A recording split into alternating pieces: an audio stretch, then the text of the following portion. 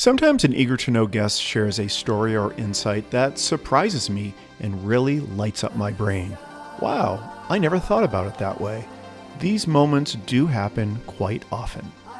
I met this episode's guest at the local radio station. I host a weekly radio show, but often I just hang out there as interesting people are always showing up.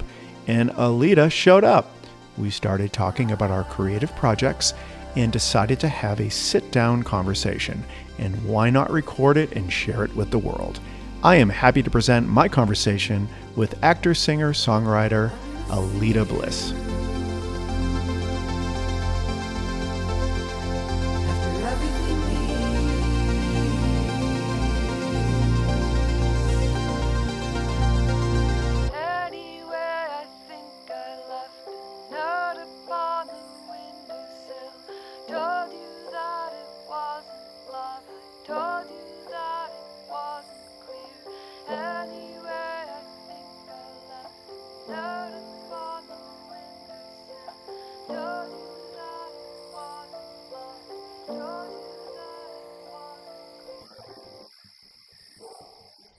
Hi.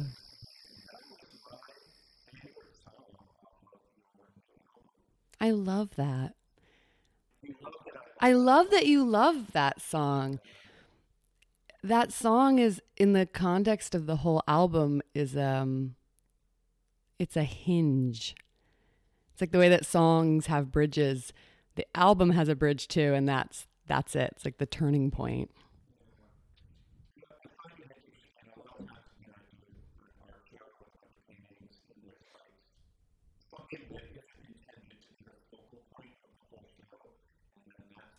Mhm. Yeah.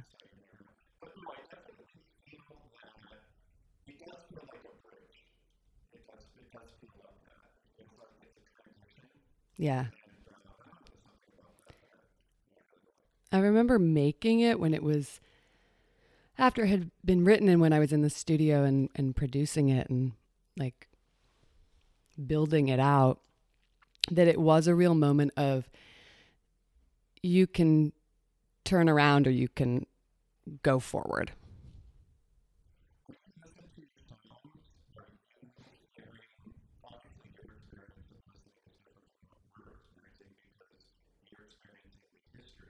Yeah.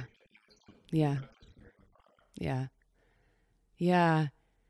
Um yeah, I think a lot about, I mean, we're here surrounded by your canvases on the floor in your studio.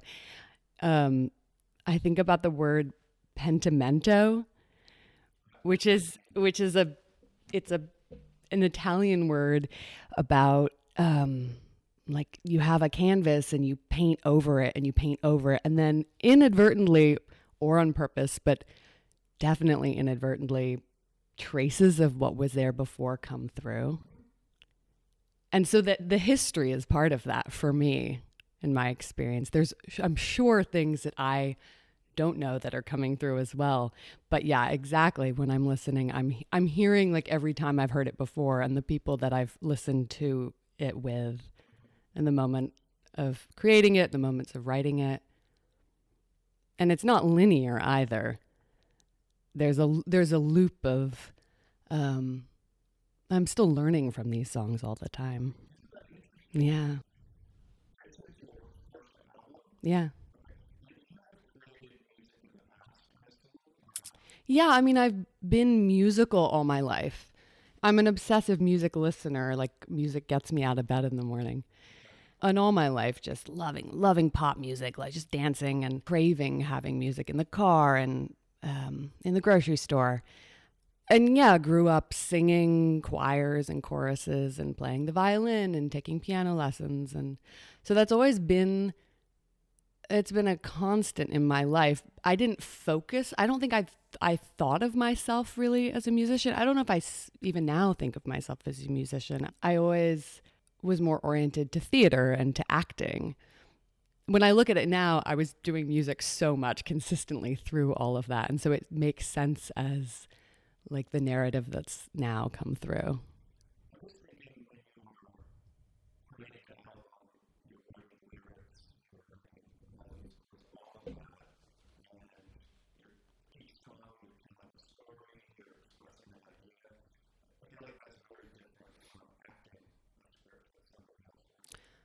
Yeah, it is. Um, I guess in this way, I am the writer and the director and the performer. The songs are the script, and then I have to go in as a performer and interpret them. It is different than encountering something. I did a lot of Shakespeare. That was always the text that I was really drawn to. And so, you learn something like that, and you obviously didn't write it, but it is shining those words like illuminate parts of yourself and bring out your own stories.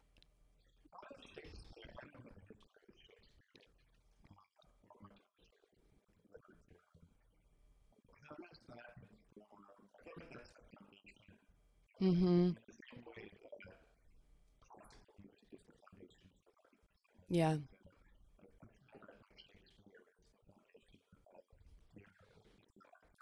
It feels that way. I mean, I went to a drama school in the UK, so I had like a very classical training, and that is foundational. Um, I don't know that everyone would agree with that, but I certainly think it's very, I mean, it's very musical because it's all rhythmic. And what you learn when you're training to do Shakespeare is you're learning about the pentameter, you're learning about the rhythm of it and how to follow it, how to have it work for you and your body. It's a very visceral experience. It's intellectual in that you have to be able to analyze um, complicated words, learn new words, have an understanding of mythology and reference.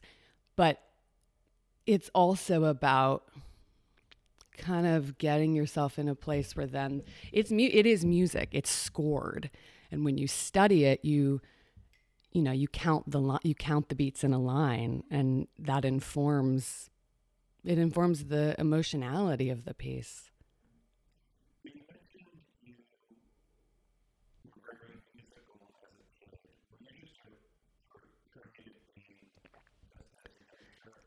Yeah, I was always getting up to something. Yeah. Yeah. Um, yeah, I mean, I grew up in Vermont, like playing in the woods, like very, going out into the woods and like looking for fairies and building fairy houses and creating stories with other kids on my own and with other kids, which I think informs like the aloneness of like a very rural childhood also then informs the play and like the inclusion of other people in those imagined worlds.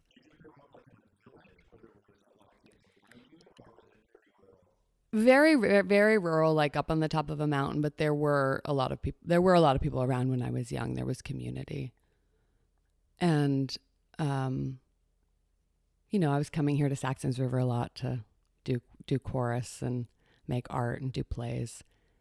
So that was always around. And like taking my bike to my friend's house down the road to then go play in the woods and ride our imaginary horses around the field.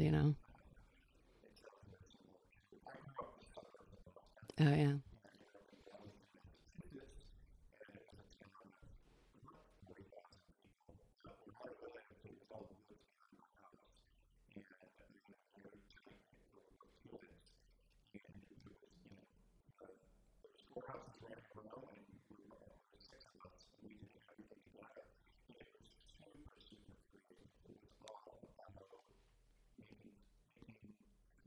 Mm-hmm.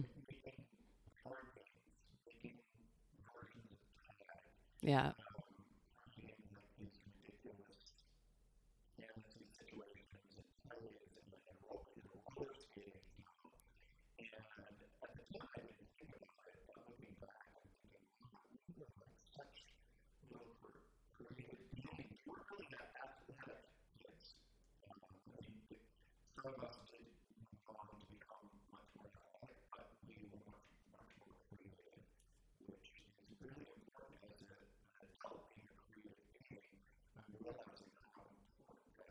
Yeah.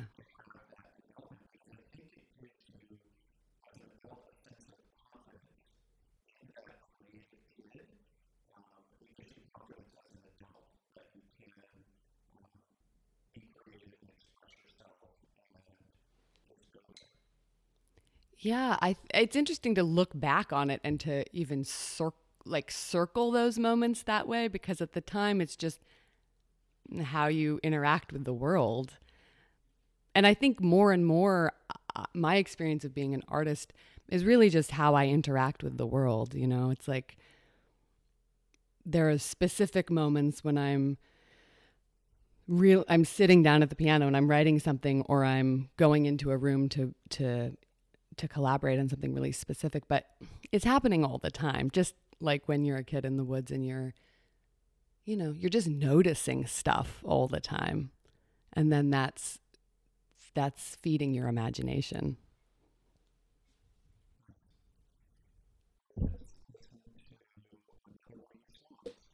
Okay. Let's listen to Deep End.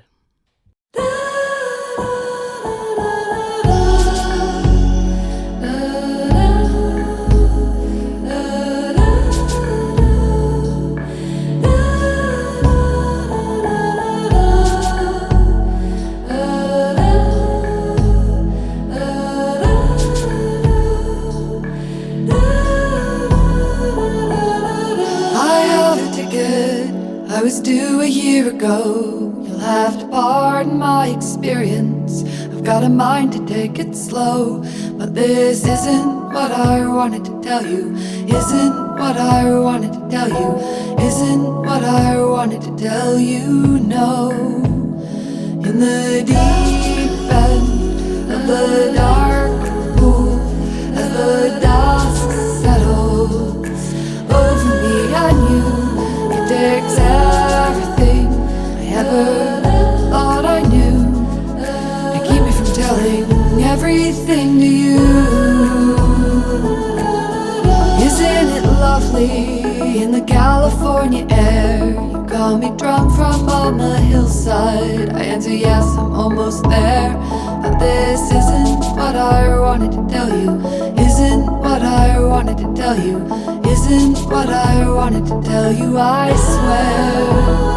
In the deep end of the dark pool, as the dusk settles over me and you, it takes everything I ever thought I knew to keep me from telling everything to you.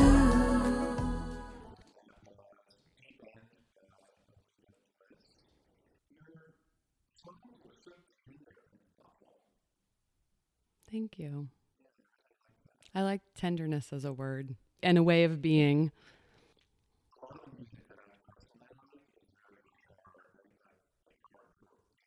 Oh, really? Yeah, yeah, yeah.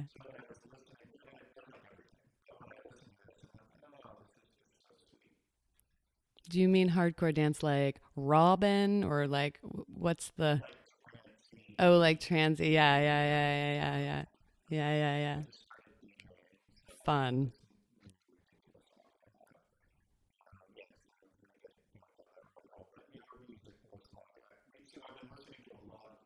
Mm.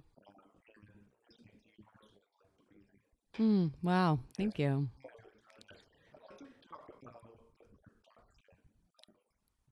Yeah.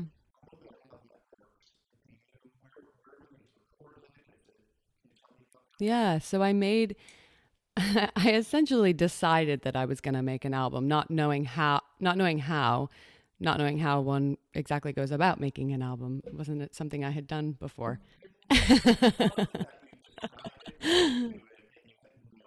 No, I didn't know. I just decided.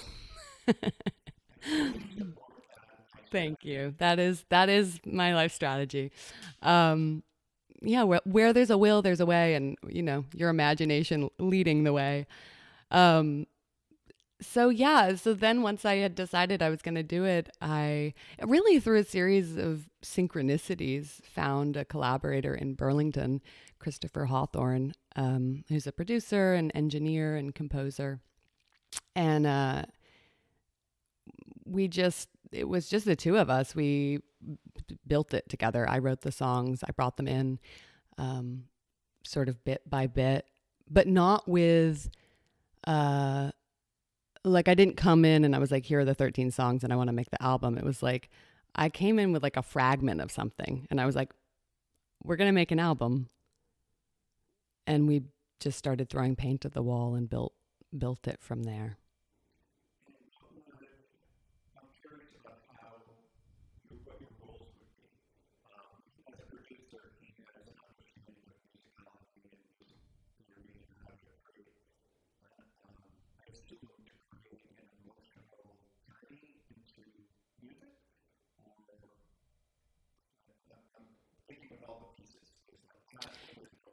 Yeah. I mean, I brought the songs in written, I was writing on my own, and we were really co-producers before we started, and we were, just talking about what we were going to do, and I was like laying out my vision for it. I said I was working with the analogy of it being a film. And I said, I've written this and I'm the director of it, but I'm also the performer. So as a collaborator, like I'm going to need you to be like you to have the eyes on the road sometimes in terms of, yeah, just sort of holding space for my performance, because part of the producer hat is like holding the vision of what the overall flow of it is and what the world of it is and how it coheres and how things knock against each other.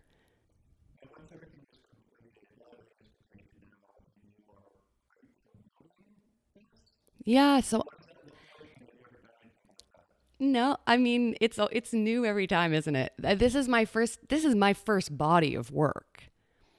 So so that's thrilling and exciting because it's mine and I can do with it what I want. Um because it was built so, again, I think of it as a film, like it's a snapshot of a time, and I keep learning from it. It keeps evolving, but I really love listening to it as a whole. And through the process of making it, when I started sharing it with people, I didn't actually start sharing it with anyone outside of my co-producer until it was mostly finished. And so I had these really beautiful, intimate experiences with people who I'm close with in my life where we just got in the car and we listened to it together from the beginning to the end. And it started this idea of listening with people and doing these listening parties. So I've now then been expanding that. I did one at my home. I just came back from New York and London and did these essentially installations where I invited people to come and set the space, and we listened to the whole thing from the beginning to the end.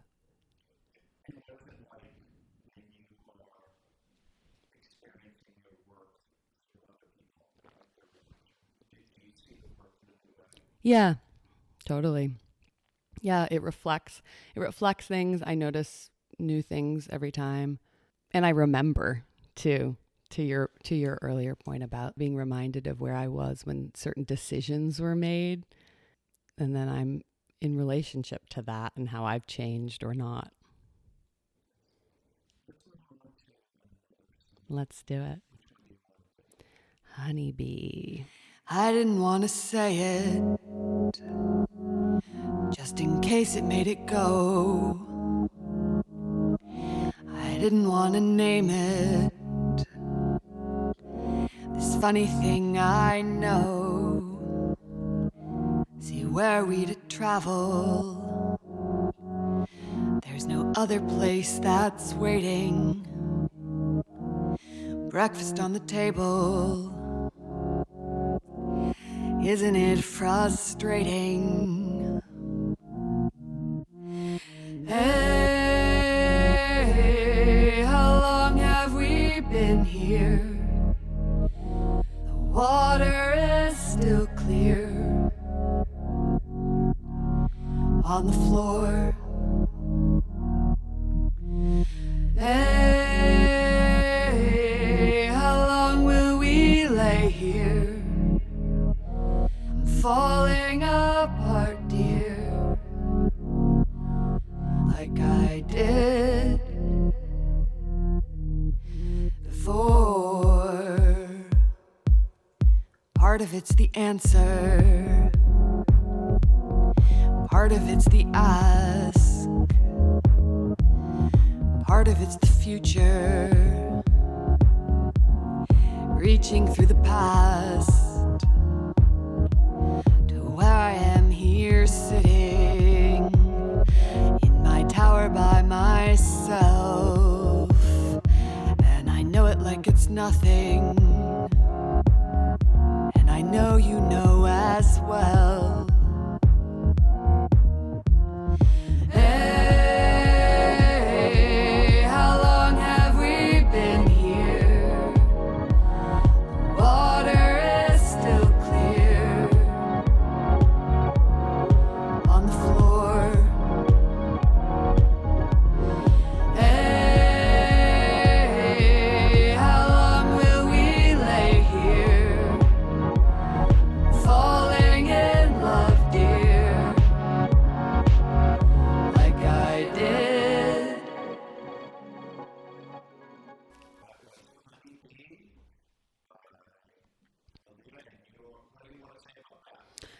I had something that I wanted to say about it, but then we were talking off camera about how much I love dancing, and now I'm just thinking about how I love dancing. Dancing is the answer.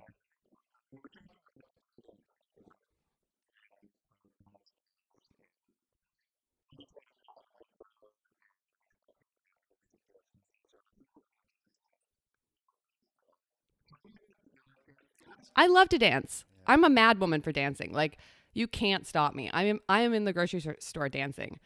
If you're easily embarrassed, don't go to the grocery store with me because I will be dancing in the aisles of the grocery store. Good to know. PSA, PSA. That's great. Yeah, I feel like we need more dancing in this area, for sure. I agree. I We agree. do need dancing. I was not a huge like club person when I was like in that age when people go to clubs and stuff because I go to bed so early. It's so lame. But I used to listen to dance music all the time when I worked out, when I ran. And because I didn't do the club scene, none of my friends listened to this music. So I listened to it. I had no one to share it with and no one to bond with because I wasn't hanging out with the club people. But now that I started this like little DJ hobby, now I'm able to connect with others with like dance music, which is really exciting. It's your secret thing, but is. that it's now not so secret anymore. Is, and Yeah, I I'm love coming that. out. I love that. All right. So this song I was mentioning it as I don't know you that well, but this song that we just played, it kind of reminds me of you. I don't know why. That's so strange. It makes sense to me. I mean, obviously, all of the songs are me and different parts of me, but yeah, I don't know why. You would probably be able to tell me that better than I Well, I will. would.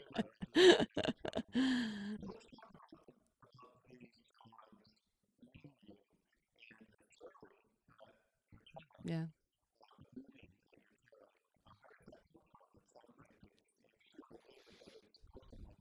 Yeah, I mean they're all very personal. They're love songs. And um I guess part of the story is that I was writing this during the pandemic, which was a very there was a lot of aloneness in that time and change and my grandmother, who I was very, very close with, died early on in the pandemic. So there's a lot of grief in it, and also like the clarity that comes with grief, especially in this case of losing somebody who's like such an embodiment of love for me, and such a like the way that she and I were with each other, the way that she loved me is like one of the ways that I recognize love in other places in my life and have been able to like follow the breadcrumb trails of love in my life. So her death is, I say loss, but it's also like in the month after her death, there was this sort of almost like a door opened, and there was just all this clarity about moments in my past that had been really yeah, like real moments of love. And also it was like I could see the glimmers in the future of things that were coming. And I think this song particularly is about that. It's threaded all through the album, but this idea, that like the future is influencing the past, and that you're kind of, when you're swimming in a lake and you swim through um, a part of the water that the sun has somehow warmed more than the other parts of the water.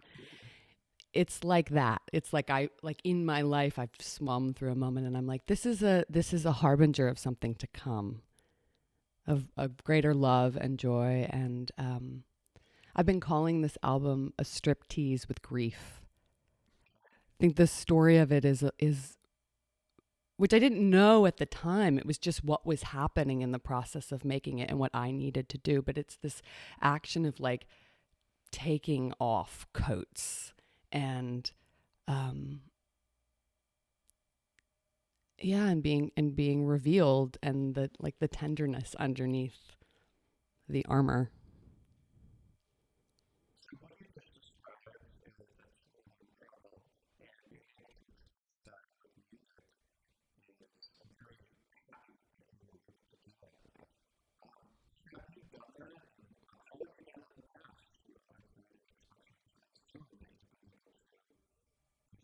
Yeah, I mean, I've always written. I've just always been writing all Writing my like life. what? Like what? Like journaling, writing poetry. That's just like a constant thing for me. It's not a thing I even really think about. I just do it every day. So there's that outlet. And yeah, I think also acting and like channeling those things into someone else's writing. That's definitely been cathartic and been an outlet for that. But this is a new dawn in terms of really being in the driver's seat of what the vehicle is.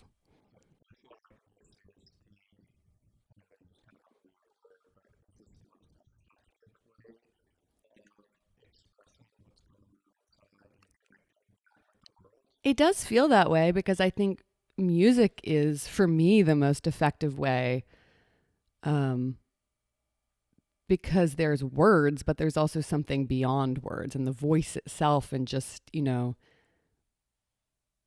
the visceral nature of the voice is beyond intellect. Yeah, yeah, yeah.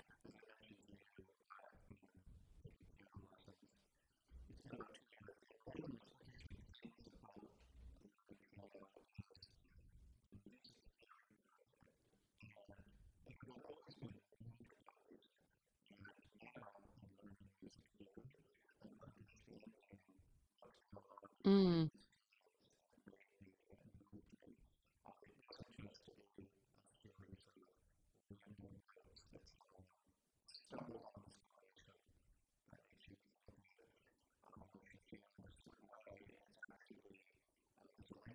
yeah, yeah.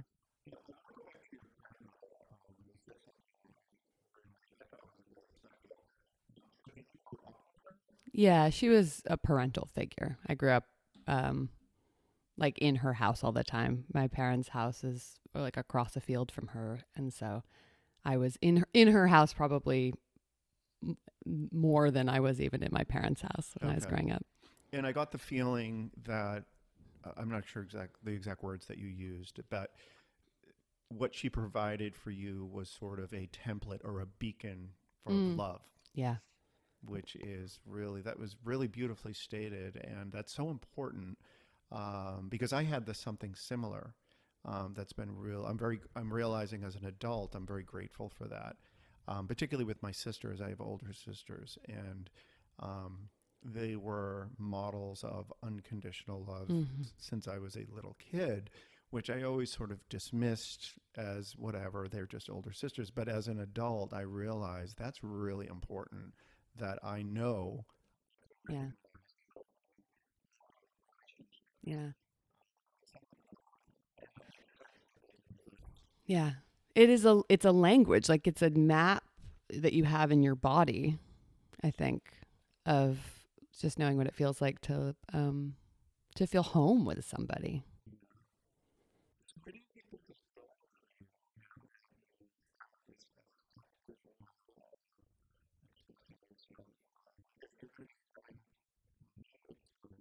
Mhm.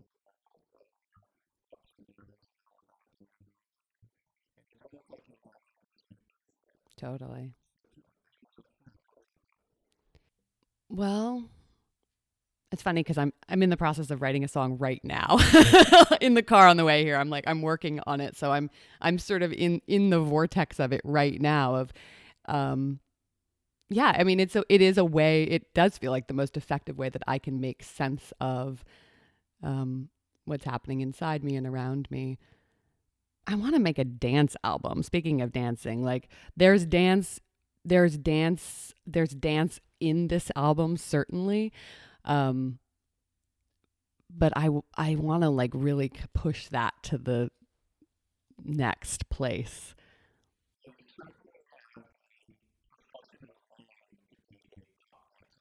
Aleda Bliss, Aleda Bliss in the house. Yeah, I mean I love pop music. I'm a pop girl. I love it. It's what gets me going. Let's do another song. I think the last one I sent you was the question. What if I fall? What if I break? What if it's hard? What if I change? What if it's all I ever wanted anyway? What if you go? What if you stay? Will you stay? Will you stay?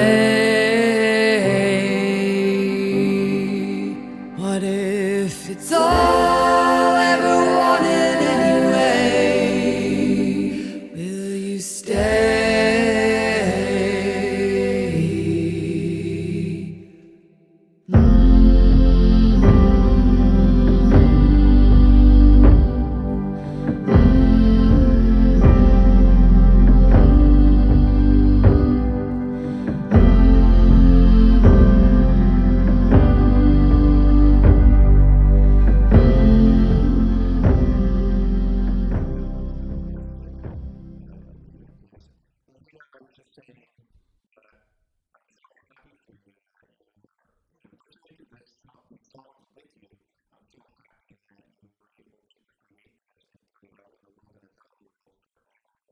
Yeah.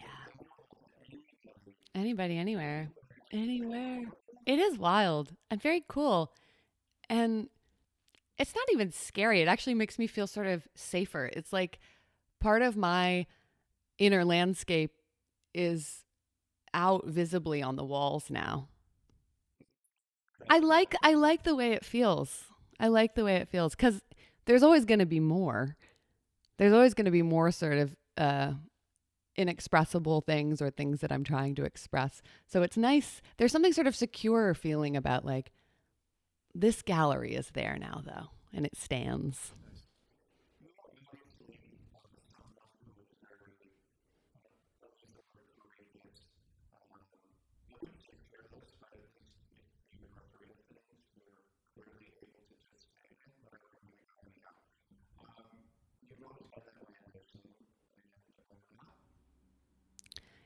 Yeah, I think I have always been that way. I mean, I think you go through peaks and valleys of it. Um, but drawing a line through my life, that certainly is the theme of like, okay, my hands are sweaty. Let's do it.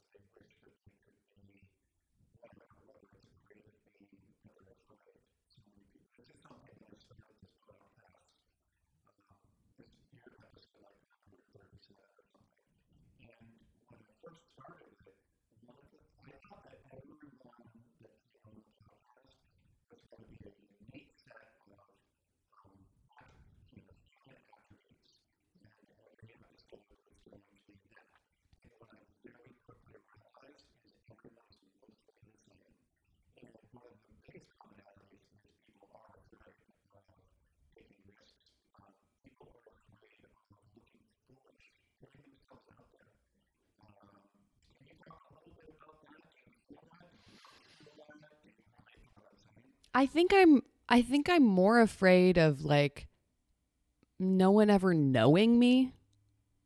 And the antidote to that is to like try to show people and tell people. And again, I'm not ever going to be able to totally communicate it. And there's ways that I'm going to communicate it that I don't really even have control over. That it's up to the witness to glean whatever that is. But I feel this is how I feel connected, I think, most. And of course there's fear. I mean, I think so much of my life, but like my schooling, my training, like that I've come back to again and again has really been about learning to live in fear, like to have nervousness, to have that risk of that fear of risk and of feeling foolish, and just learn how to be inside it. And that's really what drama school was. It was like, you're kind of like learning to meditate, basically. You're learning to just like figure out how to stay present when your hands are shaking and be like, I've got this. And it's not that I'm like less nervous now when I perform or when I'm, exposing myself in some way. I just trust like my decades of experience of doing it and going, and I might trip and I might slip and I'll get up and it will just be it will be part of the painting.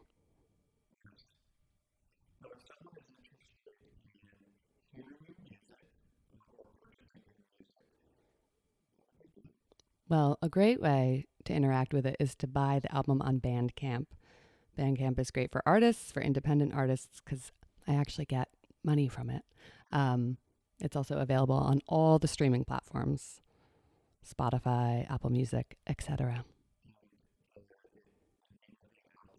The name of the album is Every Song on This Playlist is for You.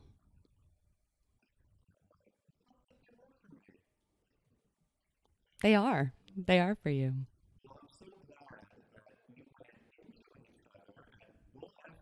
I know, bringing people together. Yes, shout out.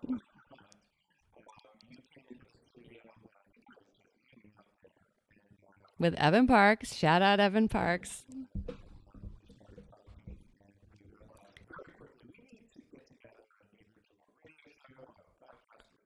I think we initially were talking about dancing. It always comes back to dancing.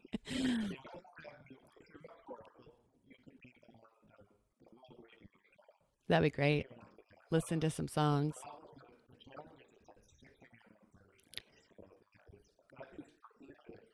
Yeah, that will definitely bring out an aspect of my personality heretofore unknown.